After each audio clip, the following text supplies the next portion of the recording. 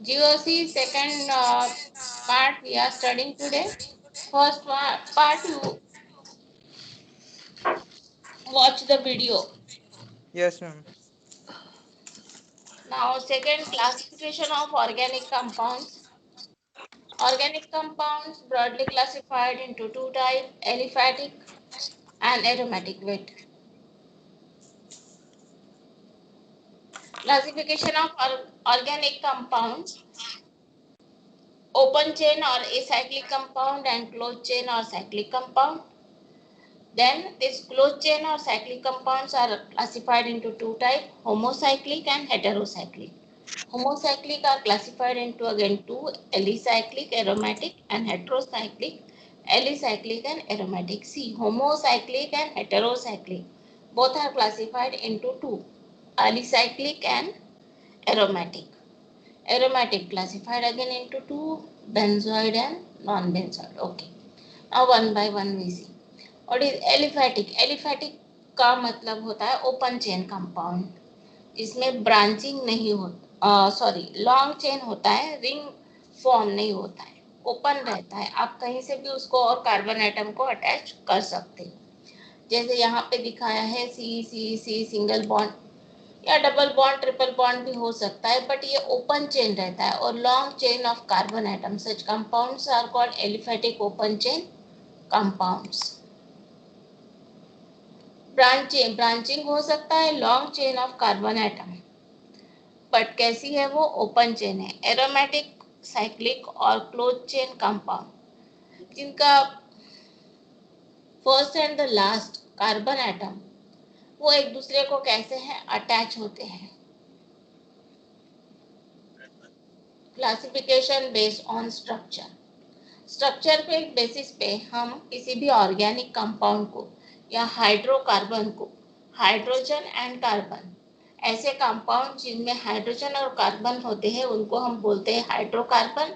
और and on the basis of their structure they are classified into, उनका जो एक कार्बन का स्केलेटन फॉर्म होता है जो जिसको हम स्ट्रक्चर बोलते हैं, उसके बेसिस पे इस ऑर्गेनिक कंपाउंड को हम ब्रॉड क्लासिफिकेशन उसका कर सकते हैं, वो है open chain and close chain और साइक्लिक कंपाउंड।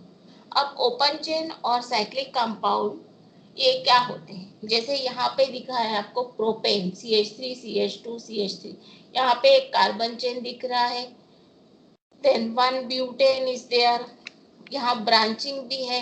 तो ऐसे कंपाउंड जिनमें एक लॉन्ग चेन होती है या ब्रांचिंग होता है, बट कैसे है, ओपन है, दोनों तरफ से आप उसको कार्बन एटम को अटैच कर सकते हो, ऐसे कंपाउंड को हम बोलते हैं एसाइक्लिक या ओपन चेन हाइड्रोकार्बन्स या कार्बन कंपाउंड या ऑर्गेनिक कंपाउंड। दूसरे टाइप के होते हैं क्लोज चेन और साइक्लिक कंपाउंड। क्लोज चेन और साइक्लिक कंपाउंड में होता क्या है, एक रिंग लाइक स्ट्रक्चर फॉर्म होता है।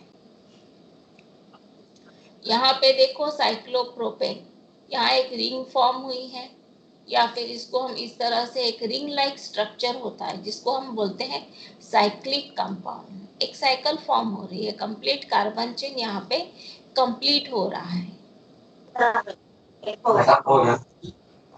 तो उनको हम क्या बोलते हैं, क्लोज चेन और cyclic compound.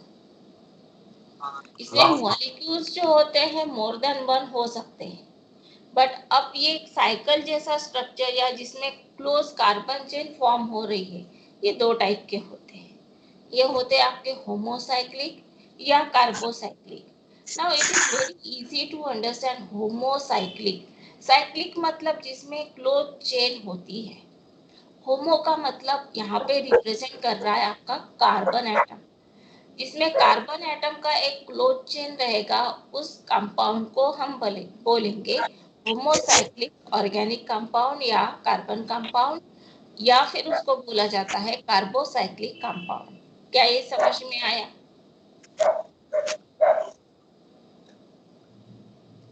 Point is clear? Yes, ma'am. ना, Yes, ma'am. होमो का मतलब आपको समझना है यहाँ पे सेम, साइक्लिक का मतलब है क्लोज चेन। इसको कार्बोसाइक्लिक क्यों बोला गया? क्योंकि जितने भी यहाँ पे रिंग में एटम्स रहेंगे वो सारे कार्बन के रहेंगे।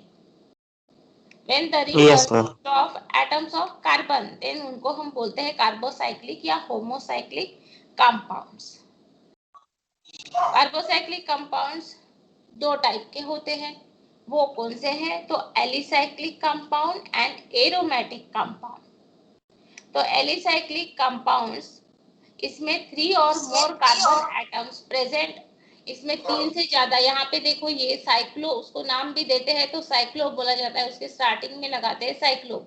जैसे ये ब्यूटेन है, 4 कार्बन एटम है तो ब्यूटेन है, यहाँ पे 6 कार्बन एटम है तो हेक्सेन है, बट यहाँ पे रिंग लाइक स्ट्रक्चर है इसलिए इसका नाम हो गया साइक्लोहेक्सेन, साइक्लोब्यूटेन। यहाँ पे 3 कार्बन एटम है तो ये प्रोपेन है, सिंगल बॉन्ड रिप्रेजेंट कर रहा है तो प्रोपेन है, बट इसको रिंग लाइक फॉर्म में लिखा है इसलिए इसका नाम हो गया साइक्लोप्रोपेन। और इसको रिंग लाइक फॉर्म में ना लिखते हुए जैसे हमने यहाँ पे लिखा था, कहाँ पहले वाले में, तो यहाँ पे देखो इसका नाम प्रोपेन है, साइक्लोप्रोपेन नहीं है, या इसका नाम ब्यूटेन है, ब्यूटीन है, 1 butene, because the first carbon atom double bond is there. तो इसको हम क्या बोल रहे हैं? प्रोपेन, इसको ब्यूटेन, बट यहाँ पे हम इसको बोल रहे हैं साइक्लो, बिकॉज ये कैसे है? एक साइक्लिक फॉर्म में है, इसलिए इसके पहले आया cyclopropane, cyclobutane, cyclohexane. 6 carbon atom है इसलिए हेक्सेन, 4 है इसलिए ब्यूटेन। तो ये होते हैं आपके एलिसाइक्लिक कंपाउंड। इसमें क्या होता है? 3 और मोर कार्बन एटम्स, और कैसी? possesses properties almost similar to those of aliphatic compound। Aliphatic compound की जैसी ही इनकी प्रॉपर्टीज होती है, जिनके रिंग में 3 या 3 से ज्यादा कार्बन एटम्स होते हैं, ऐसे कंपाउंड्स को हम बोलते हैं alicyclic compounds. These are also known as polymethylenes। इसका दूसरा नाम है पॉलीमिथिलीन। जैसे वहां पे कार्बोसाइक्लिक नाम था, यहाँ पे है पॉलीमिथिलीन्स, मतलब CH2 यहाँ पे अटैच होगा, एक रिंग लाइक स्ट्रक्चर फॉर्म होगा। पॉली का मतलब है मोर देन 2 और 3 कार्बन एटम, 4 कार्बन एटम है इसलिए ये ब्यूटेन नाम हो गया इसका। यहाँ 6 कार्बन एटम है इसलिए हेक्सेन हो गया, बट ग्रुप जो लगा है मिथिलीन का, जो CH2 है। क्या ये समझ में आया? Yes, ma'am. मैम एक बार और बताओ। साइक्लो का मतलब होता है ring like structure, close chain of carbon atom. ऐसा आपको स्ट्रक्चर दिख रहा है तो आप उसके नाम के पहले वर्ड लिखोगे साइक्लो। अब कितने कार्बन एटम है इसमें, उसके ऊपर उसका नाम लिखा जाएगा। 3 कार्बन एटम इसलिए प्रोपेन लिखा, 4 है इसलिए ब्यूटेन लिखा है, और 6 है इसलिए हेक्सेन लिखा। इसमें कहीं पे भी डबल बॉन्ड नहीं है, ये अल्केन फैमिली के मेंबर है इसलिए इसको एन ऐसे लिखा गया है, सफिक्स एन है। साइक्लोब्यूटेन, साइक्लोप्रोपेन, साइक्लोहेक्सेन, ये कैसे कंपाउंड्स है? Single bond. Cyclic compounds, Yes, cyclic ma'am. Compounds है, ये क्लोज चेन कंपाउंड्स है। ये कैसे है? Close chain cyclic compound. You got the point? Closed chain cyclic compounds. Yes, ma'am. Yes ma'am.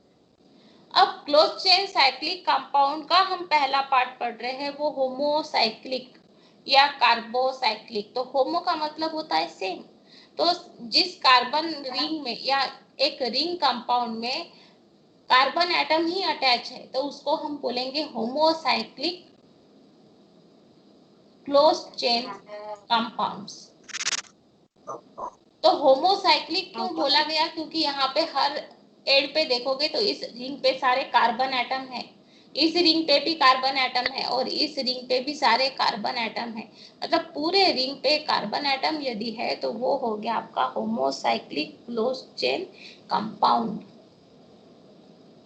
और इसको एलिसाइक्लिक कंपाउंड क्यों बोला गया? होमोसाइक्लिक को उन्होंने फिर इसमें 2 हिस्सों में डिवाइड किया। क्या ये आपको समझ में आया? होमोसाइक्लिक या कार्बोसाइक्लिक, मतलब पूरा रिंग कार्बन कंपाउंड से बना है, ठीक है, इसलिए उसको हमने दूसरा नाम दिया कार्बोसाइक्लिक। तो ये जो आपका कार्बोसाइक्लिक कंपाउंड है, ये दो अगेन दो पार्ट में डिवाइड होता है। पहला है एलिसाइक्लिक कंपाउंड और दूसरा है एरोमेटिक कंपाउंड। अब एलिसाइक्लिक कंपाउंड क्या है? तो this compound contain a ring of 3 और more carbon atom and possesses properties almost similar to those aliphatic compounds. इनकी जो प्रॉपर्टीज होती है वो कैसी है? तो एलिफेटिक कंपाउंड के जैसी होती है और इनको बोला जाता है एलिसाइक्लिक कंपाउंड। साइक्लिक है ये, जिसकी रिंग में 3 या 3 से ज्यादा कार्बन एटम होते हैं। These are also known as polymethylene। इनको हम polymethylene बोलते हैं। poly का मतलब है more than one carbon atom, methylene का मतलब है CH2 ग्रुप। तो आप यहाँ पे देखोगे तो रिंग पे CH2 दिख रहा है आपको, क्लियर कट। Yes, ma'am. यहाँ पे भी देखो CH2, दैट इज पॉलीमिथिलीन्स। फिर कौन से एग्जांपल्स है? Cyclobutane, cyclohexane, cyclopropane. These are the examples of homocyclic और कार्बोसाइक्लिक क्लोज चेन कंपाउंड्स। और ये कौन सा पार्ट है? एलिसाइक्लिक। एलिसाइक्लिक का मतलब है इसमें इनकी प्रॉपर्टीज जो है वो सिमिलर होती है, किसके जैसी? एलिफेटिक की जैसी। Clear? Next Yes, is ma'am. Aromatic compound. Aromatic compound कौन से होते हैं? हम साइक्लिक कंपाउंड की बात कर रहे हैं, ओपन चेन का बस एक ही देखा है। उसके बाद जो साइक्लिक कंपाउंड्स देखे वो साइक्लिक कंपाउंड में। अब हम बात कर रहे हैं होमोसाइक्लिक क्लोज चेन कंपाउंड की। होमोसाइक्लिक क्लोज चेन कंपाउंड, उसमें पार्ट आता है aromatic compound. Aromatic compound cyclic compound which follows Huckel's rule are aromatic compound. वो 4n, आप लोग पढ़े हो क्या उसको, हकेल्स रूल को? 4n+2। No, ma'am. तो आगे पढ़ोगे फिर। 4n follow the rule, 4n+2 p orbital pi electron. Okay, cyclic compound which follow Huckel's rule are aromatic compound. Aromatic homocyclic compound can be classified into 2 categories. अब गड़बड़ मत करो। Aromatic homocyclic, जिसका cycle पे कार्बन एटम होगा सिर्फ, और aromatic homocyclic, ये भी 2 कैटेगरी में डिवाइड होते हैं। These are called aromatic compounds in some of them earlier discovered. एक बात याद रखो, एरोमेटिक कंपाउंड में जो अरोमा वर्ड आया है ये ग्रीक वर्ड है और इसका मतलब होता है खुशबू, फ्रैग्रेंस, स्वीट स्मेल, यहाँ पे दिया है। तो ऐसे कंपाउंड्स जिनको खुशबू रहती है, कुछ स्मेल रहता है, sweet smell, fruit like smell, तो ऐसे कंपाउंड को बोला जाता है एरोमेटिक कंपाउंड। अब ये जो एरोमेटिक कंपाउंड्स है ये 2 कैटेगरी में डिवाइड होते हैं। वो होते हैं benzoid aromatic compound and non benzoate aromatic compound. Aromatic कौन से पढ़ रहे हैं अब हम? Aromatic cyclic compound. अरोमा का मतलब होता है खुशबू। तो ऐसे कंपाउंड जिनमें थोड़ी खुशबू होती है उनको हम बोलते हैं एरोमेटिक कंपाउंड। और ऐसे Yes, कंपाउंड जो कि हकेल्स रूल को फॉलो करते हैं तो वो है benzoid aromatic compound and non benzoate aromatic compound. Benzoid aromatic compound मतलब होता है जिनमें बेंजीन रिंग प्रेजेंट होती है। C6H6 फॉर्मूला है बेंजीन का। और यहाँ पे ये दिख रहा है आपको, यहाँ कितने कार्बन एटम है? आप काउंट करोगे तो 6 carbon atom and 6 hydrogen atom, ये इसको बोलते हैं बेंजीन रिंग। अब ऐसे बेंजीन रिंग जिस कंपाउंड में हो, चाहे 1 हो, चाहे 2 हो, चाहे 3 हो, उनको हम बोलेंगे बेंजोइड एरोमेटिक कंपाउंड। यहाँ पे नेप्थालीन, नेप्थालीन मतलब जो आप क्या बोलते हो, वो डालते नहीं है कपड़ों वगैरह, बेसिन वगैरह में डाले रहते हैं, कलरफुल रहते हैं, होटल में जाओगे तो मिलते हैं आपको नेप्थॉल बॉल।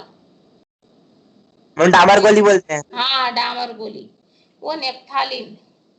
इसमें 2 बेंजीन रिंग है, एंथ्रासिन। तो ये 3 रिंग है बेंजीन रिंग। तो ये सारे कौन से हैं? बेंजोइड एरोमेटिक कंपाउंड्स जिसमें बेंजीन रिंग होता है। तो ये बेंजीन रिंग क्या है? C6H6।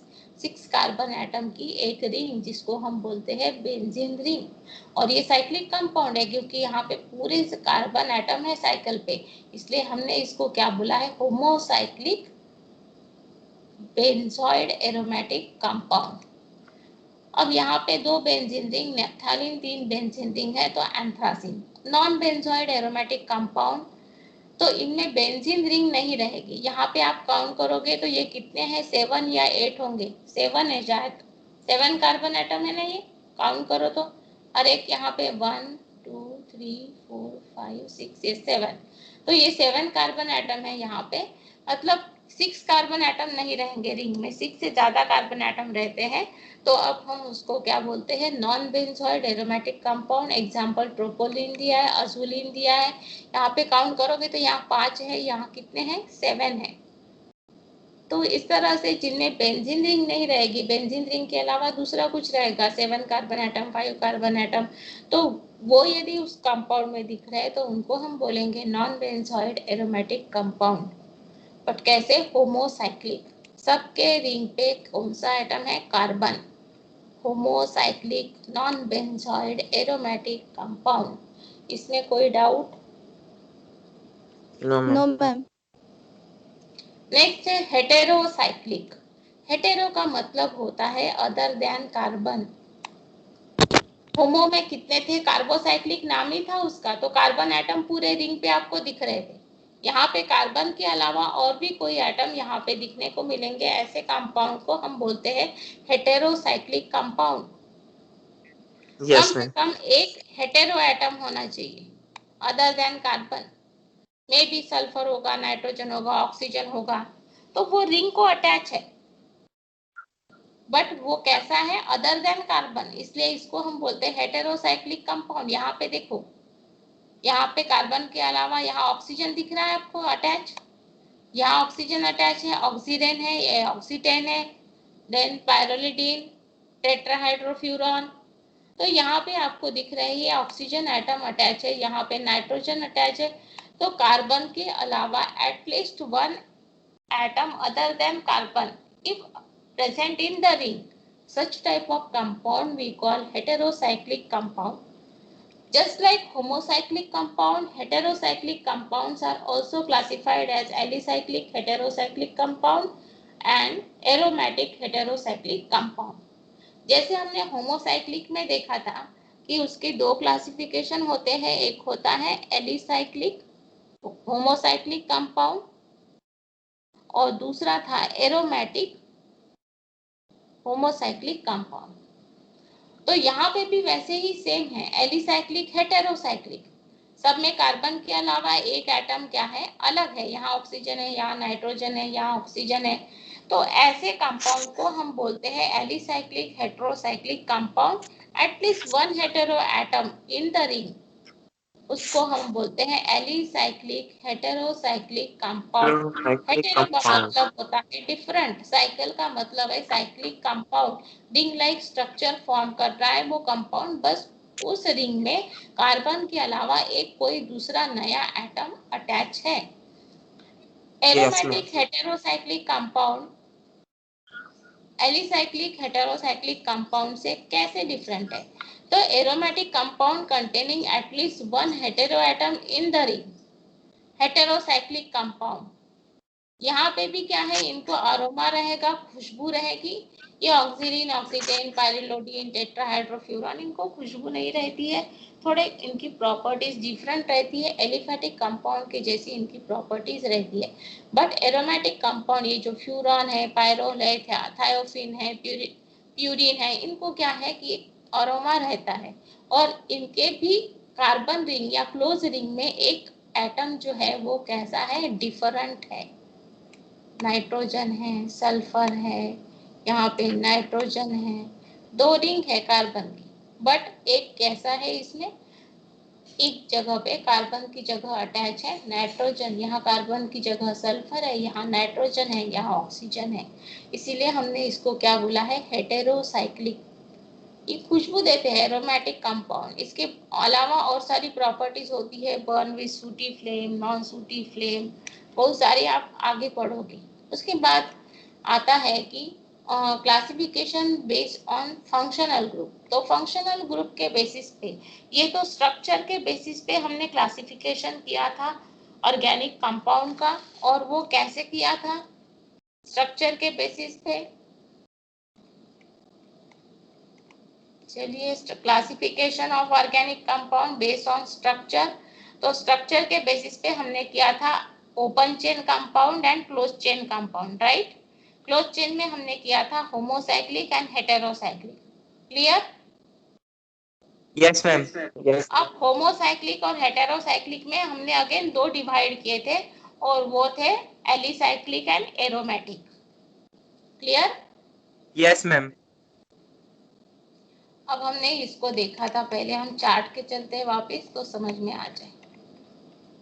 यहाँ पे देखो, ओपन चेन, क्लोज चेन, फिर क्लोज चेन को ही हमने आगे पढ़ा होमोसाइक्लिक और हेटेरोसाइक्लिक। होमोसाइक्लिक था एलिसाइक्लिक और एरोमेटिक, और हेटेरोसाइक्लिक था एलिसाइक्लिक एंड एरोमेटिक। फिर एरोमेटिक जो था उसमें बेंजोइड और नॉन बेंजोइड को पढ़ा हमने, किसमें? होमोसाइक्लिक में। क्लियर? Yes, ma'am.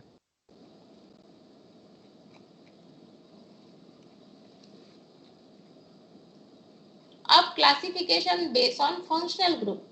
तो फंक्शनल ग्रुप होता क्या है? द एटम्स और groups of atom which changes the complete properties of an organic compound when attached to them. मतलब एक ऐसा क्या बोलेंगे, एटम का ग्रुप है कि जो अटैच हो जाता है उस कार्बन एटम को या ऑर्गेनिक कंपाउंड को, तो उसकी सारी प्रॉपर्टीज को बदल जाता है, पूरा बदल देता है। जैसे कोई एक आध व्यक्ति आपके घर में आ गया तो आपके घर के लोगों की पूरी सोच को वो उसने बदल दिया। तो ऐसा ही एक दादा गुंडा टाइप इंसान हम बोल सकते हैं, जो भी एक लंबा कार्बन का चेन दिखेगा, उसमें जो फंक्शनल ग्रुप रहेगा वही उसकी पूरी चेन को कंट्रोल करेगा। तो ये आपका है, यहाँ पे देखो CH4 मीथेन है, और इसमें से हमने एक हाइड्रोजन एटम को रिप्लेस करके वहां OH अटैच किया, तो ये नाम हो गया इसका मीथेनॉल। और यहाँ पे ये OH जो है ये फंक्शनल ग्रुप है, और इसको हम बोलते हैं अल्कोहल या फिर HCOOH। इसमें COOH जो है ये जो है आपका कार्बोक्सिलिक एसिड ग्रुप है। इस तरह से अलग अलग फंक्शनल ग्रुप्स होते हैं जो कि उस ऑर्गेनिक कंपाउंड की प्रॉपर्टीज को पूरा बदल देते हैं, या बोल सकते हैं कि इस फंक्शनल ग्रुप पे ही उस ऑर्गेनिक प्रॉपर्टीज, उस कंपाउंड की प्रॉपर्टीज डिपेंड होती है। Clear? What is functional Yes, ma'am. Group then? An Yes, ma'am. atom Yes, or a ma'am. group of atom which largely decide the mode of activity of a given compound। उस compound की पूरी activity को control करता है वो दादा या गुंडा, उसको हम बोलते हैं फंक्शनल ग्रुप। हाइड्रोकार्बन को हम जनरली रिप्रेजेंट करते हैं RH से, और आपका ये H यानी हाइड्रोजन रिप्लेस होता है और वहां पे अटैच हो जाता है आपका ये फंक्शनल ग्रुप X, और ये कंपाउंड आपका कंट्रोल, उसका कंट्रोल चला जाता है इस X के पास। जैसे यहाँ पे R को रिप्रेजेंट किया है आपके अल्किल ग्रुप में CH3CH2OH, तो यहाँ पे OH फंक्शनल ग्रुप है, यहाँ पे OH फंक्शनल ग्रुप है। नाम चेंज हो गया, इथाइल अल्कोहल, प्रोपिल अल्कोहल या Alcohol. Propyl alcohol, right? Yes, ma'am. Yes, ma'am. तो फंक्शनल ग्रुप के बेसिस पे हम ऑर्गेनिक कंपाउंड को कैसे क्लासिफाई कर सकते हैं वो दिया है। तो अलग अलग फंक्शनल ग्रुप्स होते हैं, और इसका एक बड़ा सा फंक्शनल ग्रुप का चार्ट आपकी बुक में दिया हुआ है।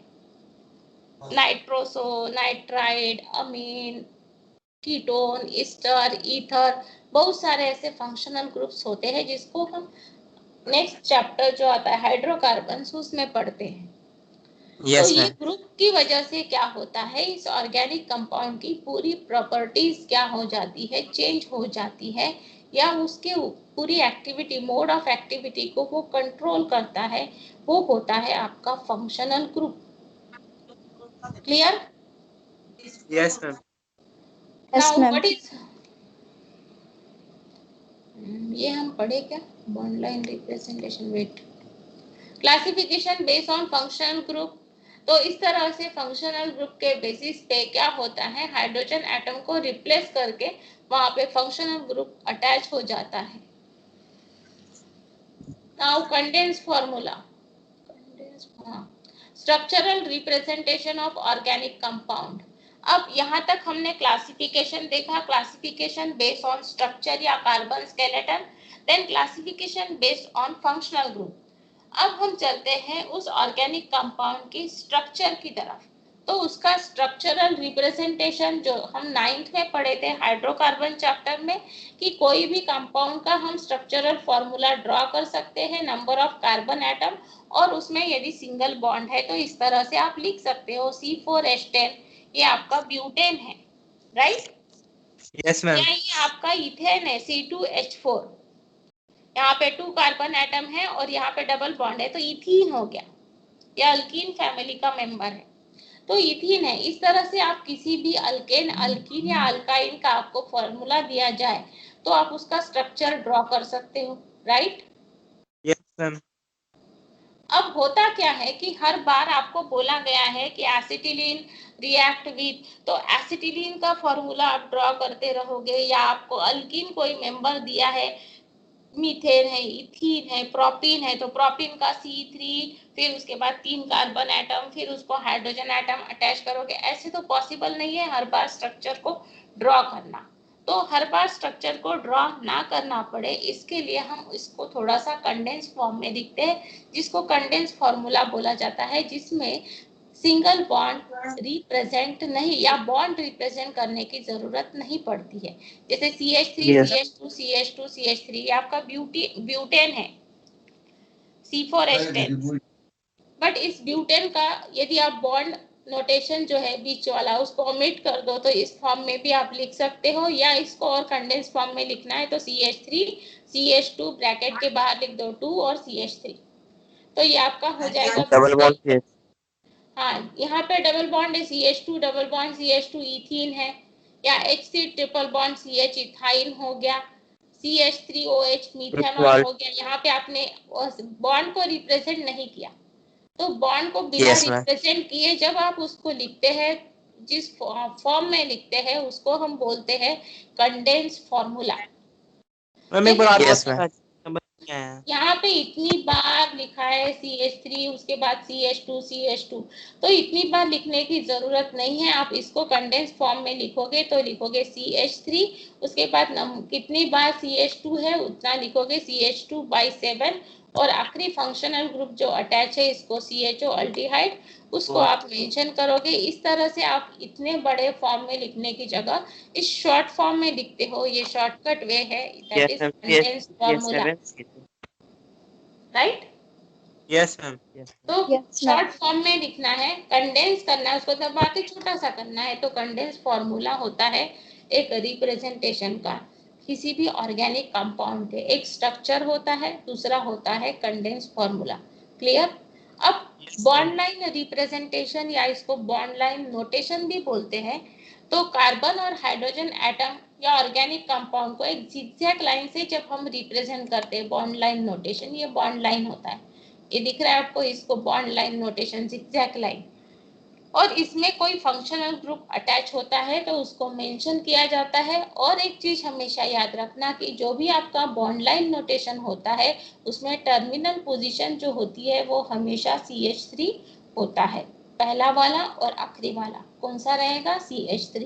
बीच में आपके जैसे भी फंक्शनल ग्रुप होंगे, यहाँ CH2 आ रहा है, मैंने CH2 का ही लिया है, और है जैसे यहाँ पे OH है फंक्शनल ग्रुप, तो फंक्शनल ग्रुप है या आपके हेलोजन्स है जैसे क्लोरीन ब्रोमीन आयोडीन, तो उसको वो मेंशन करते हैं। और इस तरह से स्ट्रक्चर आपको दिया रहता है। बहुत बार इसको ड्रॉ करने के लिए भी बोला जाता है, जैसे यहाँ पे देखो CH3 CH2 इसको इतना, तो इसको जब आपने स्केलेटन फॉर्म में लिखा या एक बॉन्ड नोटेशन में लिखा तो इसको ऐसे रिप्रेजेंट किया, ऐसे ही दिया है। और आपको लिखा बोला गया है कि इसको पूरा लिखो स्ट्रक्चरल फॉर्मूला में, या फिर उसको पूरा रिप्रेजेंट करो, तो आप इस तरह से इसका आंसर लिखोगे। ऐसे बहुत सारे क्वेश्चंस बॉन्ड नोटेशन के पेज नंबर 919 आपकी टेक्स्ट बुक में दिए हुए हैं, जो कि सॉल्व्ड एग्जांपल्स है, उसको आप अच्छे से देखोगे। इसमें से कुछ मैंने अलग से लिए हैं जिसको हम बॉन्ड नोटेशन बोलते हैं। टर्मिनल पोजीशन क्या रहता है? Always CH3। उसके अलावा ऑर्गेनिक कंपाउंड का एक 3D रिप्रेजेंटेशन भी होता है। 3 डायमेंशनल रिप्रेजेंटेशन हम कोई कागज के पेन इस पे नहीं दिखा सकते, क्योंकि हमारा जो कागज है वो 2D है, 2D है। 2 डायमेंशनल है। तो 3 डायमेंशनल दिखाने के लिए कभी भी बुक में या कॉपी में तो हम लोग इसको कैसे रिप्रेजेंट करेंगे? तो इसका बहुत अच्छा रिप्रेजेंटेशन आपकी बुक में दिया है। जो हमारी तरफ बॉन्ड आ रहा है उसको हम ऐसे रिप्रेजेंट करते हैं, इसको सॉलिड वेज बोला जाता है। क्या बोलते हैं इसको? Solid wedge bond. जो हमारी तरफ आ रहा है बॉन्ड टूवर्ड्स द ऑब्जर्वर, और जो हमसे पीछे जा रहा है ये जो है bond away from the observer, ये कैसा है? Dash wedge bond. इसको हम बोलते हैं डैश वेज बॉन्ड। और जो हमारी तरफ आ रहा है आउटसाइड द प्लेन उसको हम बोलते हैं solid wedge bond, and inside the plane dash wedge bond. But inside outside समझ में नहीं आएगा, इसलिए बोलती हूँ जो हमारी तरफ आ रहा है वो है सॉलिड वेज बॉन्ड, और जो हमसे दूर जा रहा है मतलब प्लेन के अंदर जा रहा है वो है डैश वेज बॉन्ड। और जो प्लेन पे रहते हैं वो तो सिंगल बॉन्ड। इस तरह से हम इसको रिप्रेजेंट करते हैं जो प्लेन पे है, मतलब प्लेन में आते हैं। इस तरह से 3D रिप्रेजेंटेशन होता है ऑर्गेनिक कंपाउंड का, जिसमें सॉलिड वेज होते हैं और डैश वेज भी होते हैं। आगे इसमें आप उसके प्रोजेक्शन भी पढ़ोगे, horse sawhorse projection, Newman projection, 3 type के होते हैं, वो आगे पढ़ोगे। बट फिलहाल 3D रिप्रेजेंटेशन आप कैसा करोगे?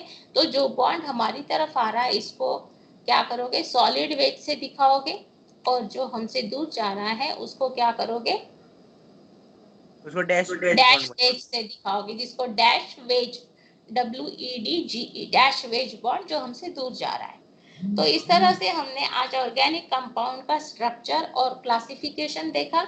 इसके 919 पेज पे जो भी न्यूमेरिकल्स या एग्जांपल्स है उसको आप अच्छे से पढ़ो, और कल भी क्लास होगा, दो it is Sunday eight 11 o'clock हम आगे का पढ़ेंगे। Clear? Yes yes Yes, ma'am. Ma'am paper में कितने दोगे? यस पेपर में कितने चैप्टर आएंगे इसके?